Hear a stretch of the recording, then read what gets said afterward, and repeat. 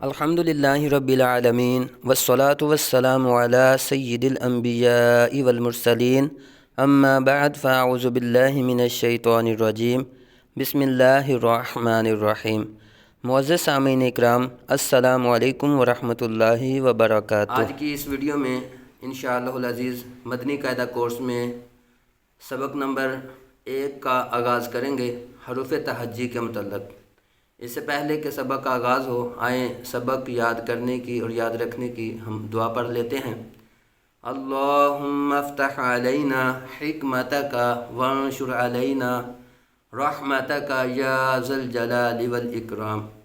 بسم اللہ الرحمن الرحیم۔ پچھلی ویڈیو میں ہم نے حروف کے مخارج کہاں سے ادا ہوتے ہیں، کس طرح ادا ہوتے ہیں، کیسے ادا ہوتے ہیں، اس کے متعلق ہم نے سماعت کیا تھا۔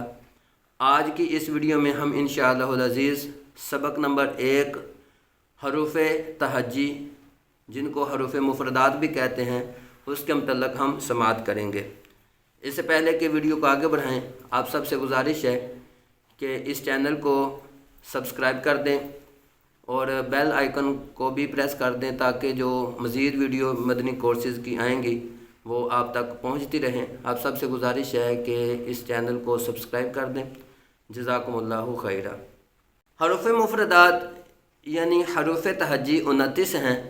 قرآن پاک کیونکہ عربی میں ہے تو قرآن پاک کے جو تلفظ ہیں، تو قرآن پاک کے جو الفابیٹکس ہیں، قرآن پاک کے جو حروف تہجی ہیں، ان کو بھی عربی قرات کے ساتھ پڑھنا ہوتا ہے۔ تو اس لیے حروف تہجی کو اردو لہجے میں نہیں، اردو تلفظ کے اندر نہیں، بلکہ عربی تلفظ کے ساتھ پڑھتے ہیں۔ حروف مفردات کو تجوید و قرات کے مطابق عربی لہجہ میں ادا کریں، اردو تلفظ سے پرہیز کریں، یعنی بے تے سے ہے خے توئیں زوئیں وغیرہ نہ پڑھا جائے، بلکہ ان کو با تا ثا حا خا وغیرہ پڑھا جائے۔ ان 29 حروف میں 7 حروف ایسے ہیں جو ہر حالت میں پر پڑھے جاتے ہیں۔ انہیں حروف مستعلیہ کہتے ہیں۔ حروف مستعلیہ 7 ہیں اور وہ یہ ہیں: خا، صاد، ضاد، طا، ظا، غین، قاف۔ ان کو یاد رکھنے کے لیے ان کا مجموعہ اگر یاد کر لیا جائے، خصوا دوقتنقز، ہونٹوں سے صرف 4 حروف ادا ہوتے ہیں، جیسا کہ ہم نے مخارج کے اندر بھی اس کو سیکھا تھا: با، فا، میم، واو۔ ان کے علاوہ باقی حروف پر ہونٹ نہ ہلنے دیے جائیں۔ زا، سین اور صاد، یہ حروف صفیریہ ہیں۔ ان کو ادا کرتے وقت سیٹی کی طرح تیز آواز نکلتی ہے، جیسے کہ مخارج کے اندر بھی بتایا گیا تھا: زا، سین، صاد۔ ان کو ادا کرتے وقت سیٹی کی طرح تیز آواز نکلتی ہے، اس لیے ان حروف کو حروف صفیریہ کہتے ہیں۔ آئیے تختی کا آغاز کرتے ہیں۔ آپ بھی ہو سکے تو میرے ساتھ یہ اس کو دہرا لیجئے گا۔ الف، اس کو الف ہی پڑھیں گے، واضح الف یا الف، اس طرح نہیں پڑھا جائے گا۔ الف بھی نہیں پڑھیں گے، بلکہ کیا پڑھیں گے؟ الف، بالکل نرمی سے الف، الف۔ با، دونوں ہونٹوں کے تاری حصہ سے با، تا، زبان کے نوک کو اوپر کے دانتوں کے جڑ کے ساتھ لگائیں گے، تا، ثا، زبان کا سیرا اور اوپر کے دانتوں کے اندرونی کنارے، وہاں سے یہ ادا کریں گے، ثا، جیم،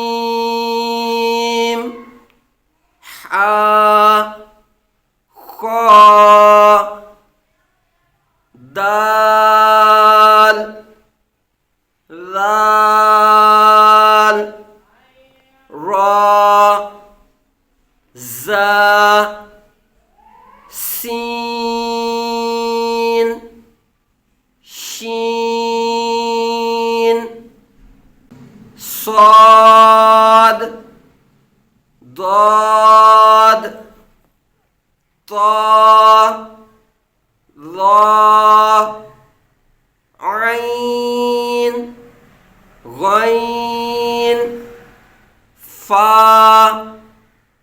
قاف کاف لام میم نون واو ہا حمزہ یا۔ معزز سامعین کرام، آپ نے غور کیا ہوگا کہ ان حروف میں بعض حروف کو ایک الف تک پڑھا گیا ہے، جیسے با، تا، ثا، اور بعض کو 5 الف تک پڑھا گیا ہے، جیسے جیم، دال، رال۔ اس کو اس لیے 5 الف تک پڑھا گیا ہے، وہ آگے مدات کے اندر ہم اس قاعدے کو سیکھیں گے کہ جیم کے تلفظ ادا کرتے وقت اینڈ پہ میم آتا ہے۔ جو میم ساکن ہم کر رہے ہیں اس میم ساکن سے پہلے یہ یا مدار ہے۔